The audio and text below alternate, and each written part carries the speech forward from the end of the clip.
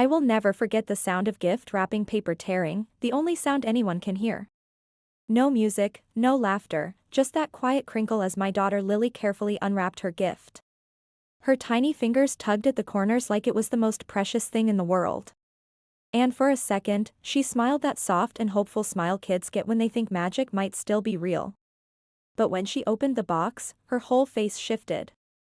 Confusion first, then a flicker of something deeper, hurt, maybe. Her little shoulders stiffened, and she glanced at me. The box contained a cheap set of mass-produced art supplies. I saw it before she even said a word.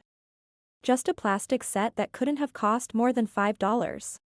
Nothing like the gleaming new iPads her cousins had just unwrapped. I blinked, trying to make sense of what I was seeing. Was it a mistake? Did someone switch the gifts? But before I could open my mouth, I heard him, my dad, Monty. He let out this sharp laugh, short and cold like a bark in winter. He sat back in his armchair, folded his arms and said, "Children need to learn about appropriate expectations. We got Lily something suitable for her situation." My heart dropped. Lily froze. Her hands were still hovering over the box like maybe there was something more, like maybe something better was hiding under the flaps or tucked in the corner. But there was nothing else.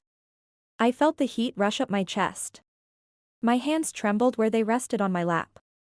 I wanted to say something, anything, but the words caught in my throat like splinters. Then Victoria, my sister, snorted and held up her phone, snapping another picture of her children with their expensive gifts. "Elise, don't look so shocked. We got her something within your means. It's not our fault you can't provide better. Perfect for posting with #family Christmas traditions, right?" My jaw clenched. I could feel the muscles in my face tightening, the burn behind my eyes threatening to spill over. I forced myself to look at Lily.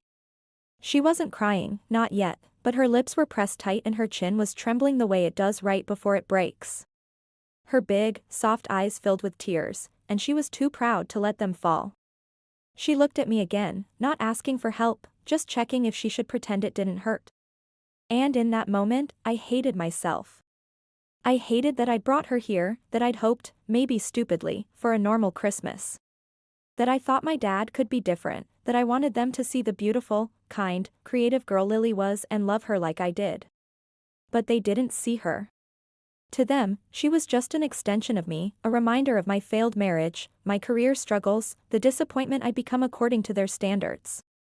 The room was dead silent except for the soft hum of the heater and the pinging notifications from Victoria's phone as she uploaded more perfect family photos. Each new sound felt louder than the last, like it was counting down to a moment I wasn't ready for. Lily looked down at the cheap art set again. Her fingers brushed the edge, then slowly she folded the flaps shut. Her hands were shaking now. And then she whispered something. "I got you a gift too, Grandpa." Everyone turned. Dad looked up, that smug grin still on his face. "Oh, really?" He laughed and said, "I wonder what that is." But Lily didn't back down. She reached into the pocket of her coat and pulled out a small USB drive, prepared with such care it made my chest ache. She took a step forward and held it out to him with both hands. And right then, I knew this moment wasn't over. Something was coming, something none of us were ready for. I hadn't been home for Christmas in over 2 years. Not since my divorce, not since the shame, not since everything I'd been trying to hold together finally cracked wide open. Lily, she wanted to see them. She asked me 3 weeks before Christmas, "Mom, do I have grandparents?" That was her way of asking why we were always alone during the holidays, why we didn't have matching pajamas or giant trees or cousins to run around with. So I said yes. And when she asked if we could visit them this year, I said yes, again, against my better judgment. I don't know what I expected. Maybe I thought time would have softened them. Maybe I believed, just for a moment, that when they saw Lily, when they really looked at her, they'd feel something, warmth, regret, love, anything. Instead, the minute we pulled into the driveway of their Boston mansion, I felt that old weight settle back onto my shoulders. That invisible tension that coils around your ribs like barbed wire when you're trying to smile for people who don't really want you there. Their house hadn't changed, still cold, still perfect, still spotless in that way that feels less like home and more like a museum of wealth. My mom Eleanor greeted us with that plastic politeness she'd mastered over the years, a quick hug for me, soft pat on the head for Lily. Her eyes lingered too long on the scuff marks on Lily's boots. I saw it, how she took her in like an item on a shelf, deciding whether or not she belonged in their pristine world. Victoria barely looked up from her phone when we walked in. She offered Lily a half-hearted, "Hey," then went right back to scrolling through her social media feed. I could already feel my stomach tightening with dread. And then there was Monty, my dad. He was in his usual chair by the fireplace, whiskey glass in one hand, newspaper in the other. Didn't even stand up, just gave a nod and muttered, "Didn't think you'd actually show up." That was his way of saying hello. Lily gave him a shy wave, her mittened fingers poking through the wool. "Hi, Grandpa," she said softly, like she was testing the word out loud for the first time. He grunted from behind his paper. I don't know why I still hoped for more. Maybe because Lily was trying so hard. She'd made digital drawings for everyone, carefully created on my tablet, saved to a USB drive with their names labeled on each file. She even asked me how to spell, for Aunt Victoria, because she wanted it to be perfect. She worked on them every night for a week, her face glowing in the light of the screen. I wanted this to be special for her. I wanted her to feel like she had a family, even if they were far from perfect. I scraped together what I could from freelance design work just to buy her one nice outfit, a little gift to open, and enough gas to get us there. That morning, as I tied Lily's scarf, she looked up at me and said, "Do you think they'll like my digital art?" And I said, "Sweetheart, they're going to love them." But in the pit of my stomach, I already knew the truth. I was bringing her into a house where kindness was currency they never gave out for free, where smiles were measured and love had conditions attached to family status. Still, I tried. I told myself this was about Lily, not me. That I could keep my chin up, play nice, pretend for one day that everything was okay. But as I watched her heart quietly break in front of them over something as cruel as a deliberately inadequate gift, I realized they hadn't changed. And I wasn't sure they ever would. Lily handed out her USB drive like it was a treasure. She moved through the room so gently, like she was afraid to disturb anything. The small flash drive had each person's name labeled on a different file, created with her careful digital artwork. She showed one to my mom first, then Victoria, then even my brother Garrett who'd barely looked up from his laptop since we walked in. When she got to my dad, she paused for just a second, long enough that I held my breath, but she smiled, pointed to his file and said, "Merry Christmas, Grandpa." He didn't look up from his newspaper, just gave a dismissive wave as if she was interrupting something important, not offering a piece of herself. She moved back to the couch and sat beside me. Her face was still lit up, hopeful. She had no idea how cold the room had gotten. Then Dad gestured toward a large box beneath the tree. It was wrapped in silver paper, topped with a red bow, almost too perfectly done. He nodded toward Lily with a grunt. Her eyes widened with excitement. "For me?" she asked, her voice brightening. He shrugged. "It says your name, right?" She looked at me first, like she needed permission. I nodded, even though something in my gut twisted with dread. She scooted to the floor and pulled the box into her lap. Her small hands ran over the paper like it was sacred. I watched her savor every moment, the untapping of each edge, the careful unfolding. She wanted to remember this rare gift from her grandfather. Then the lid came off. She peered inside, and I saw it happen, the exact second she realized what it was. Her face didn't crumple, not right away. Instead, her eyebrows pulled together in confusion at the cheap dollar store art supplies. She reached in, as if something more substantial might be hiding at the bottom. She looked up at me, uncertain. There was nothing else in the box. Just a flimsy plastic set that couldn't have cost more than $5. Dad laughed loudly. "What? You were expecting something like your cousins got?" He scoffed, leaning back.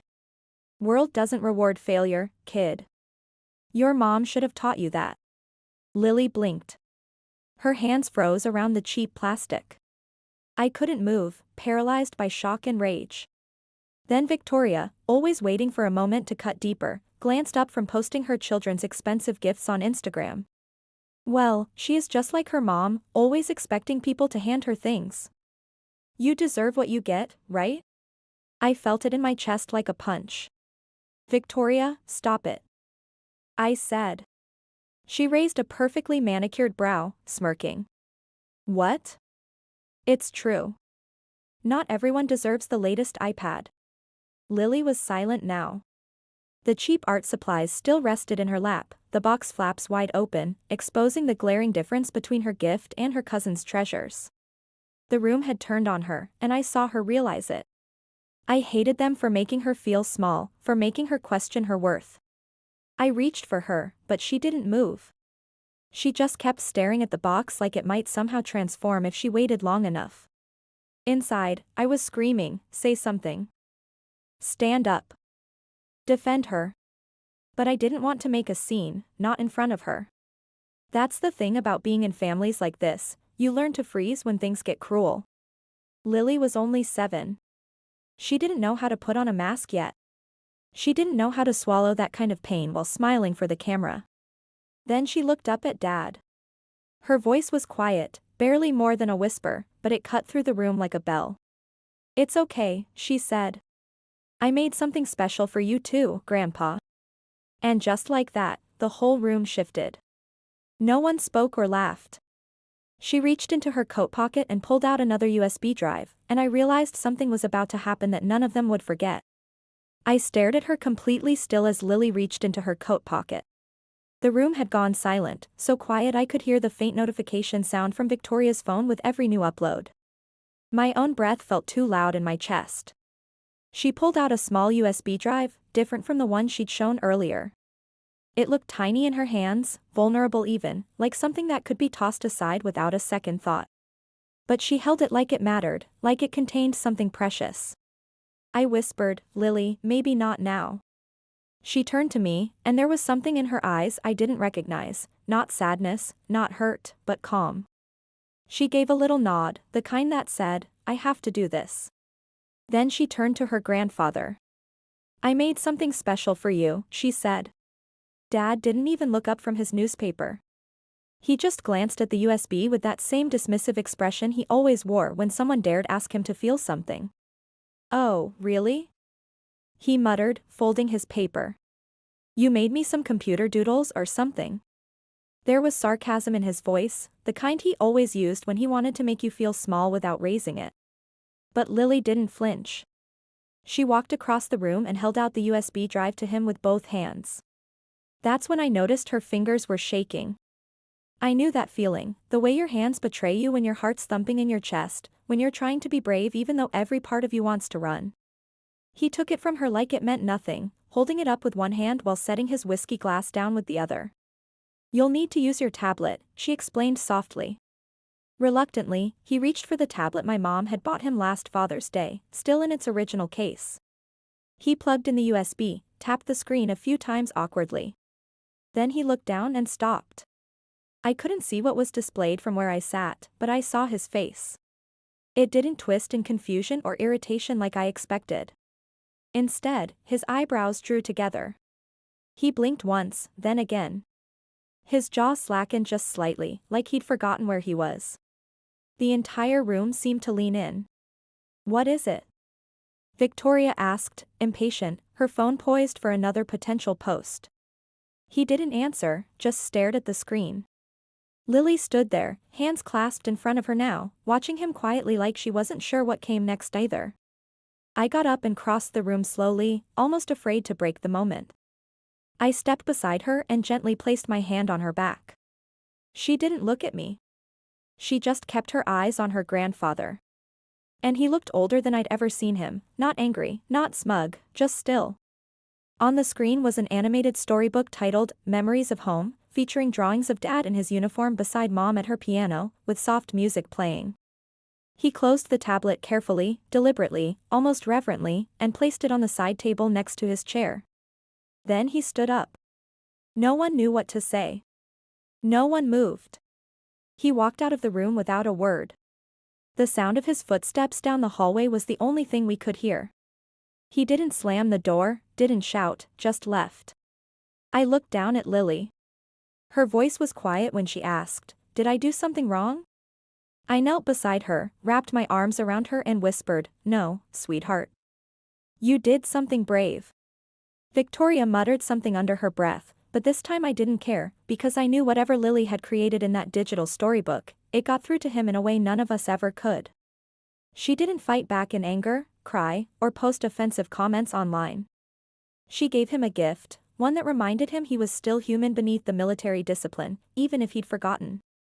And I think, just maybe, that scared him more than anything else. I didn't see my dad for the rest of the day. He didn't return to the living room, didn't come back for dinner, not even when my mom called out that dessert was ready in that overly sweet tone she used when pretending everything was fine. Lily didn't mention him again that evening. She played quietly with the cheap art supplies from her disappointing gift and helped me fold the wrapping paper scraps like it was any other night. But I could tell her mind was somewhere else.